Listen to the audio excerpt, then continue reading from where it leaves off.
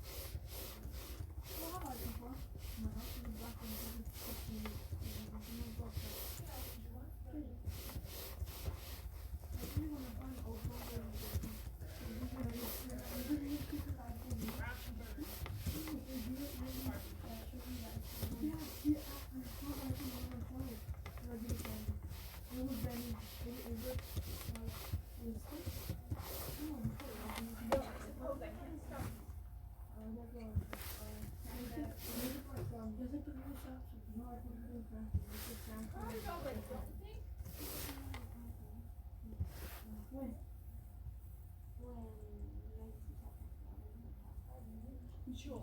The entire squad is already. What? Here too.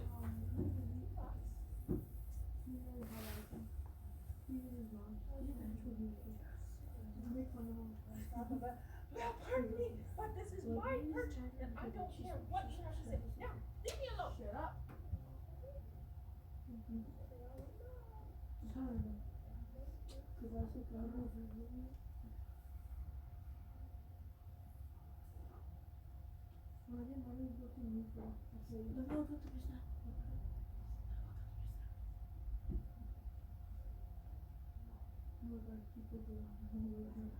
Over the past 2.5 years, this administration has brought the full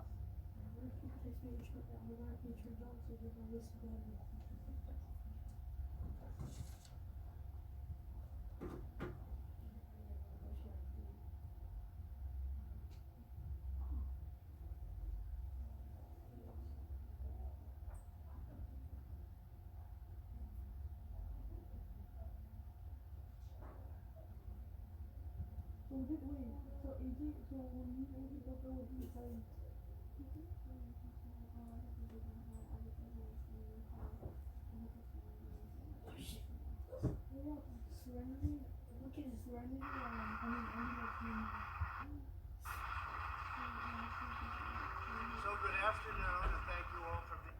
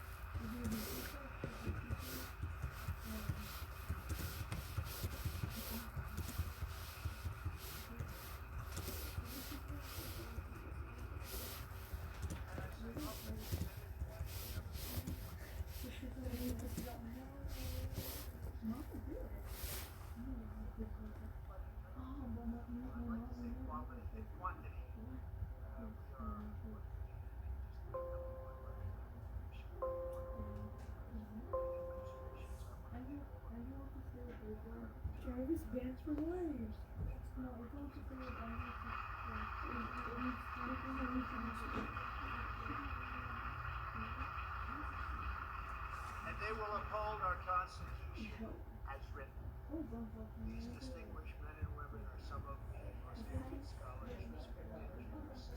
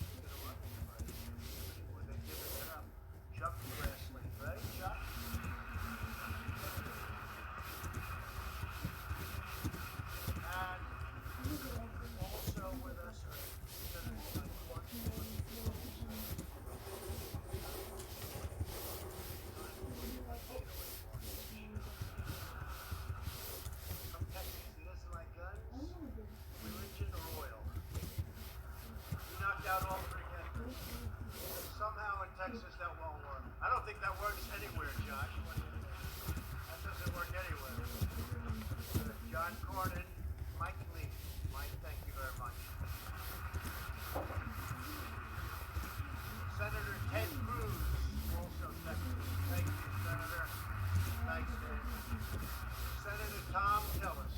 Tom, thank you very much. Senator Ben Sass. Ben, great to have you. And Senator Marcia Blackburn. Marcia, thank you. Chuck. And Josh Pauling, our young star. Thank you, Josh. Great job, everybody. In addition, the nation owes an immense debt of gratitude to a leadership that's instrumental to our success. So important to him.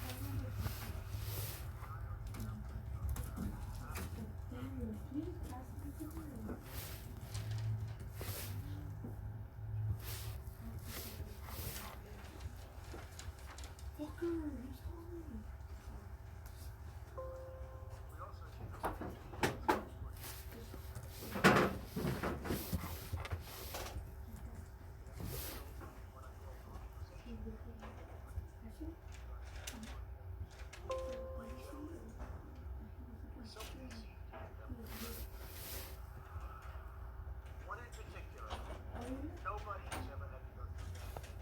I have great respect for both of them, so we appreciate it. Generations from now, Americans will know that this regard will help make the constitutional rule law. I also want to thank Pat Cimaron and his phenomenal work in the White House, our office of legal policy president.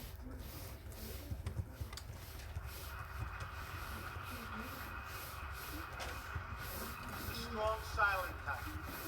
Strong is very strong silent.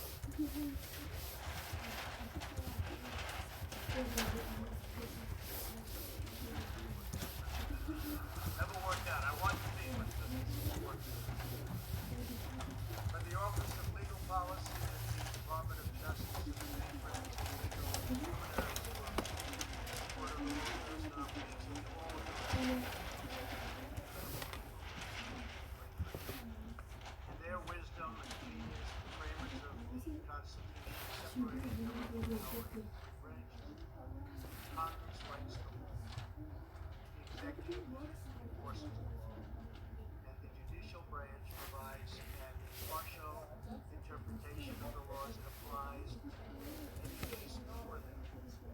This system was designed to protect the citizens governmental power to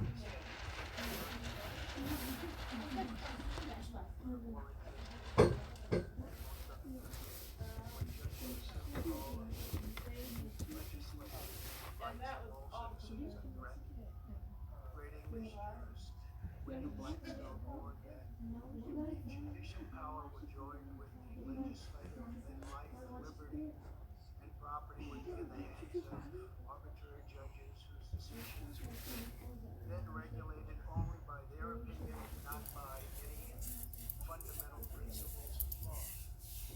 In other words, the impartial and objective judge who is a faithful servant of the law is essential to the survival. It's really something that you've all done. This is such a big moment in our history, and I think what I'm going to do is, as we go along, I'm going to ask a couple of you to say a few words, if that's okay, because I think it's appropriate. It wasn't in the schedule, but I think it's very appropriate to have a few speak. You have to promise it's going to be very quick and short, because the media won't stand for anything else. but I would like to get your views. I think it would be very interesting for all of us. In recent decades, our system has been under relentless attack by the left-wing activists who want to take the powers of the elected branches and give that power to unelected federal judges. They want to impose by judicial decree what they failed to win at the ballot box. Does that sound familiar to anybody? That's really familiar. When judges write policy instead of applying the law, they impose sweeping changes on millions of Americans without the benefit of legislative debate, public rulemaking, or the consent of the governed. As a result, these highly political rulings inflict painful damage on our security, society, and economy, imposing unworkable edicts on businesses, workers, families, and law enforcement really alike. They give many, many bad nights to many, many people, including presidents, But we power through it. We have no choice. I will do everything in my power to halt judicial activism and to ensure the law is upheld equally, fairly, and without political prejudice for all of our citizens. So I'd like to, before going any further, I'd like to maybe start off, I think it would be appropriate if we start off with Mitch to just say a couple of words and how he feels about where we are and what we're doing. And we're going to go through a couple of our friends, if you don't mind, and to me it will be very interesting. Over the past 2.5 years, this administration has brought the full force and weight of the government to stopping the evil that is human trafficking. The agencies and leaders here today are all working tirelessly to confront these heinous crimes, both here at home and abroad. To further advance our efforts on this critical issue, today we are announcing the members of a new Public-Private Advisory Council partnership to end human trafficking, the first of its kind. This new partnership will provide our task force with recommendations and the use of the most proven methods in the private sector and civil society to combat this evil scourge. Every day of our administration, we fight to protect the most vulnerable and to enable each person to live in dignity, peace, and freedom. Enormously by a decision that I made, and these guys back me up, not to let President Obama fill that Scalia vacancy on the way out the door.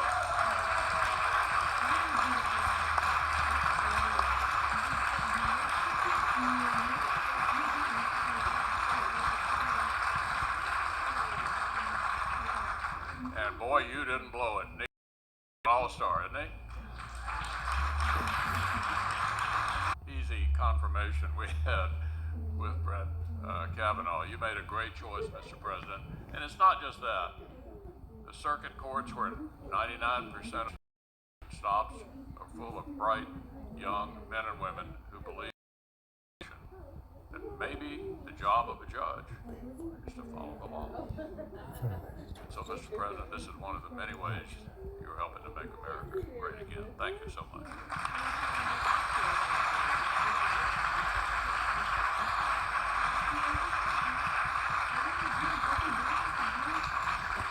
Thank you very much. But you know, it is true when I first came to office, because of what I said before, that I've always said the choice of judges and the number of judges. And in my first day, I said to one of our assistants, how many judges do I have to do? Here, none or one, maybe two. They said, sir, you have 142. I said, no. Tell me truth. I want the truth. That was it. And I say, thank you, President Obama, very much. But it was 142 empty slots, and nobody can believe that. And I couldn't believe it, and didn't believe it, but now I believe it, because now we've got so many approved, and we're going to hit that magic number, and then it's going to be a lot more from there, because you do have a lot of, through normalization, leaving, and other reasons, retiring. I never want to mention the D word, the death word. I won't mention death, but that happens too. But we're going to be picking up a lot. A man that I have a lot of respect for, and everybody does in the Senate, Chuck Grassley. Come up and say a couple of words, Chuck. Come on up.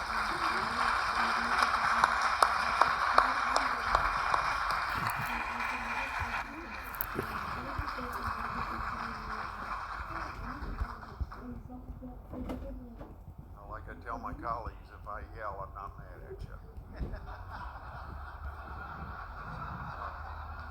if I'd like to say what set the stage for this, before any of us had anything to do with this. You ran on a platform that no other president has run on to tell the type of people that you were going to put on the Supreme Court. And name 20 or 25 people, and that list is still out there. And it's made up of just the kind of people that Mitch McConnell's talked about, you've talked about, people that are constitutionalists. And you kept your word. And 20% of the people voted for you based on the proposition of the kind of people you were going to put on the Supreme Court. So a lot of candidates for any office run on a platform, but they don't stand on that platform. And I think what's important about not only the judges that you have appointed along the lines of what you promised the people you're going to appoint, but also a lot of other issues that you stand for. And the people of this country ought to be complimented that we have a president that said he was going to run on a platform, and he stands on that platform, and you've particularly done it for judges.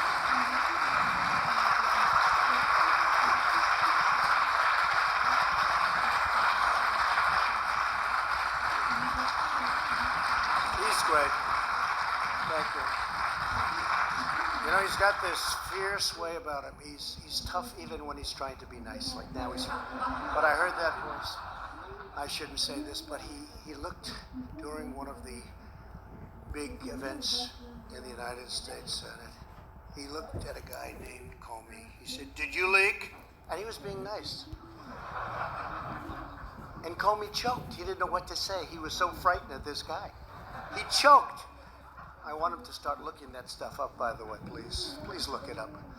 A lot of choke there. Another man who's been incredible, and he's been a friend of mine for a long time. We actually competed against each other. He wasn't at all nice during the campaign. And who would have thought we would have become good friends, right? Who would have thought? But we did. And I could say the same for Ted, right? Well, we were good friends and then really bad. They said, when will it get bad? The media.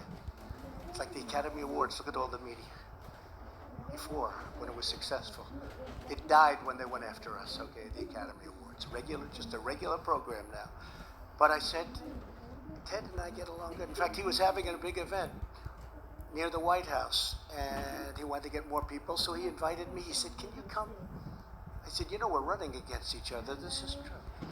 And the press said, "Well, you two guys are actually campaigning together, and yet you're fighting each other for the nomination." And I said, "That's right, we like each other. We get along great. I think he's great. We both had this incredible relationship." I said, "But don't worry, it'll end. And when it ends, it'll be really bad, probably worse than normal." And it was vicious for about 4 months, but then we have a great relationship again. It was a pretty bad one for a little while, right? They didn't even think how bad it would get, but it has been. It's been great, Ted. Lindsay, I'd like to have you come up and say a few words. You've been terrific. Thank you very much. Thank you. Well, in theory, at 4 o'clock, we're going to vote on 2 more judges. So I'll move this thing forward. After I got beat like a dog, which he likes hearing, he called me over to the White House and said, "I'd like you to help me." I said, "I'd love to help you be a great president because you're now my president." And he says, "I don't have your phone number." And I said, "There's a reason for that." So the highlight of my campaign was when you gave out my phone number. If I did as well as my phone number, it might have been a different story. To the committee, thank you. The Judiciary Committee is not for the faint of heart. Our Democratic friends are tough. They believe in their causes, and we have to fight hard for our causes. But one thing I want to say about President Trump, the defining moment of your presidency for me was the Kavanaugh hearing. This room would be empty if we had failed Brett Kavanaugh. Brett Kavanaugh lived a life we should all be proud of. He worked hard, and the way he was treated was the worst experience I've had in politics. A lot of people would have pulled the plug on him. Mr. President, thank you for not pulling the plug.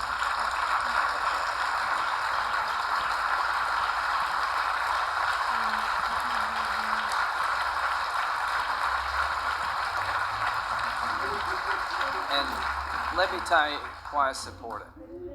Who would have been after Brett if it went down? What conservative young lawyer would want to go through this if we'd failed Brett Kavanaugh? So Chuck was right. When you run and you get reelected a year from now, one of the main reasons is that people in the conservative world believe that you fight for judges. God bless you.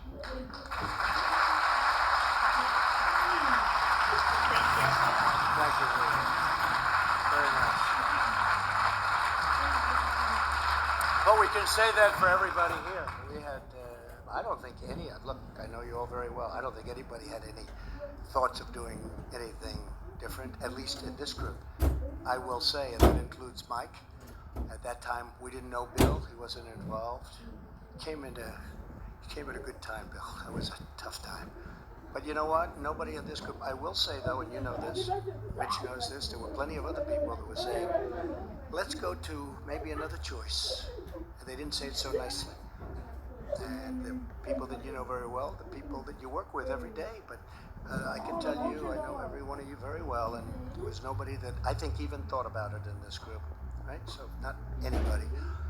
And that starts with Mitch, because he never gave me the call, said maybe we can do it an easier way. But I told Brett Kavanaugh, I picked him, and he said 10 years ago they were talking about him. I would hear that he would be someday a Supreme Court justice. That was before I was in this wonderful life of politics. I could enjoy my life and think about all sorts of things. Thank you very They would much. say that Brett Kavanaugh is going to be a Thank you very Supreme much. Court We have judge. another Anyway, he was on the list. today.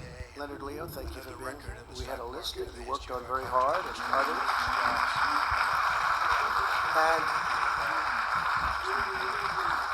And it did have an impact. It really did have an impact on the election. If you think about it, because people knew me very well, but they didn't know. Was he liberal, conservative? Who's the So good judges? And I afternoon, knew so and much thank you about all for it. being But who are here. your judges? And I did come up with an profoundly idea historic milestone. to pick and a 20 and 25 truly people. momentous Ultimately achievement. was 25. And we Thanks put great to people many on. of We have great people people on here there right today. now. 23 left, right?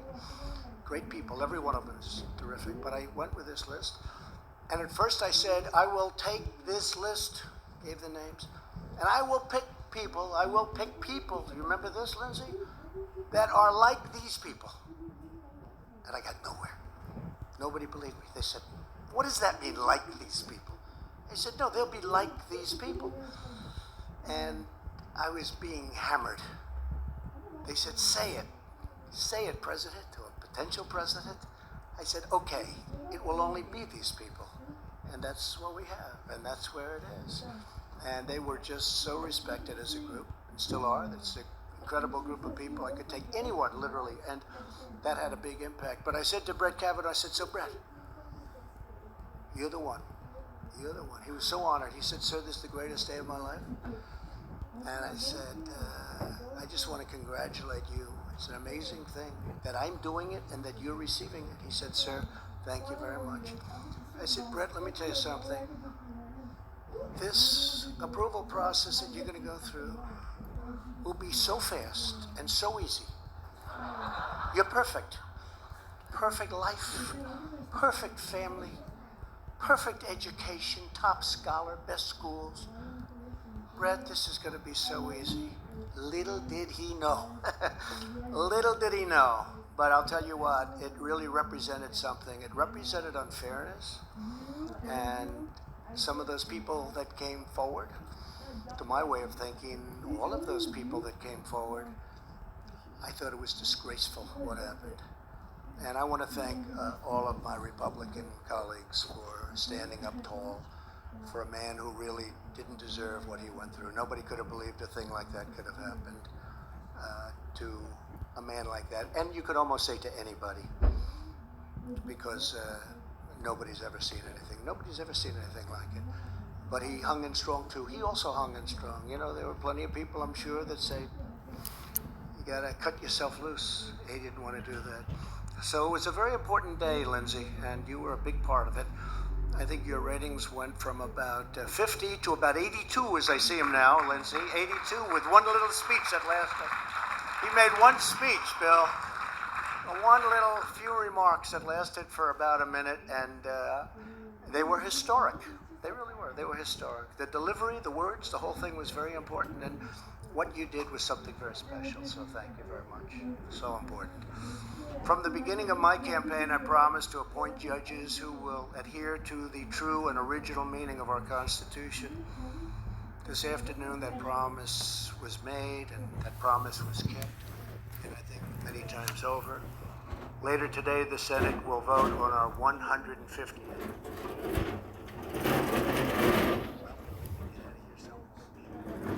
Of course, if you're not there, I guess nothing's going to happen, so it doesn't matter. So I'll keep you a little bit alone.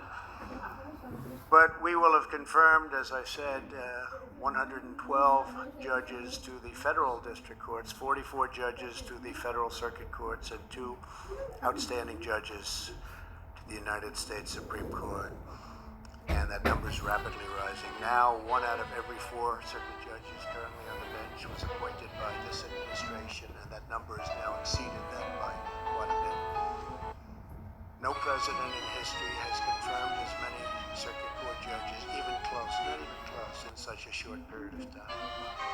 The average age of my newly appointed circuit court judges is less than 50. Young, smart. That's 10 years younger than President Obama's nominees. The pace of appointments is only accelerating. It's going very quickly. And then, at some point, we're going to have to slow it down because we're not going to have any openings, you know that. But we'll find them. We'll find them. We'll find them. Would you like to add a few judges? That wouldn't be a bad idea. How about adding another 100 or so? We'll be able to fill them. But we're on track to have more judges confirmed this year than in the prior 2 years combined for us, and will be a record in history, a record the number of judges that were. Once the little pending nominations are confirmed, I will appoint about 219 judges, and that number will go up very substantially from then. But the more gains we make, the more aggressive the hard left has become. I probably shouldn't even be making this speech right now. I'm just driving them crazy. They'll go back and they'll have even more craziness than they've had in the last 3 years. Can you imagine? 3 years already. It's 3 years. Who could believe it? Almost. In fact, in 2 days less than a year, we'll be fighting an election. And we actually had a very big night last night. We had some tremendous results last night. And I'll be leaving for Louisiana. I think we're going to have a great result in Louisiana. But one of their favorite new tactics is the nationwide injunction. This very destructive practice enables any one of 673 district judges to single-handedly invalidate critical executive actions and stop the enforcement of duly enacted law. We've had it many times, especially when it comes to our border. And when you see what's going on the other side of the border, people are starting to say, maybe he is right about the wall, and maybe he is right about having a very strong border.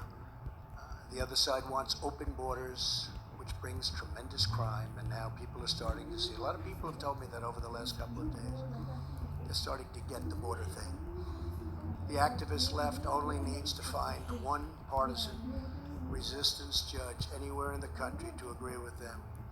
On perhaps no issue have these district court injunctions been more brazen and damaging than in the area of immigration. In case after case, judges are prohibiting us from enforcing the plain letter of the law. And you know that better than anybody, the people in this room. For example, federal law authorities expedited removal of illegal aliens apprehended within 2 years of entry. But a district court judge declared the law could only be applied to illegal aliens caught within 14 days. That's a tiny group of people. Just a small fraction of what the law expressly allows. In the words of the late great Justice Antonin Scalia, whose son, thank you very much for the approval, Gene is now our Secretary of Labor. He's a great young guy. A good judge must suppress his personal views and must decide each case as the law dictates, not as he would have resolved the matter if he had drafted the law. We have a lot of them looking at it as if they had drafted the law. Let's create brand new law. Justice Scalia was correct. If federal judges want to write the law, they should run for Congress. Let them run for office. You think this is easy? It's not easy. It's not easy. It's not easy, fellas, is it? It's nasty. Nobody told me it was going to be this nasty. But that's what they have to do. Let them run for office and let them do what they're supposed to do. Let them do the job the way it's meant to be. In recent years, the left-wing assault on our Constitution has also become a personal assault on the nominees themselves. It's nasty out there. And you're right, Lindsay. One of the reasons it was so important was that people watch this and they don't want us giving up on them. They don't want us, oh, let's take the next one down the pike. That would have been easier along the way. We close in about 10 minutes, okay? 10 minutes, thank you.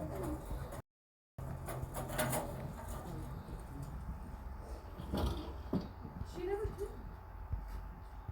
Did that always? Well, I wanted some nice things for me. I did that. I just made that.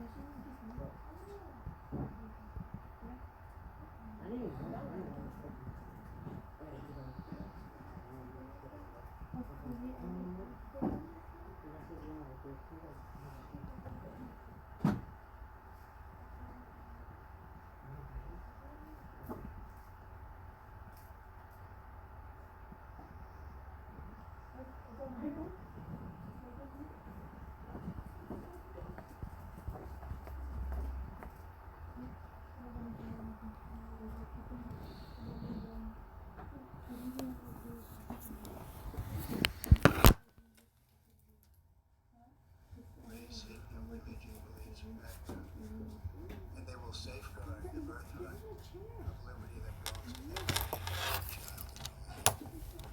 But it is not merely there. It's thought.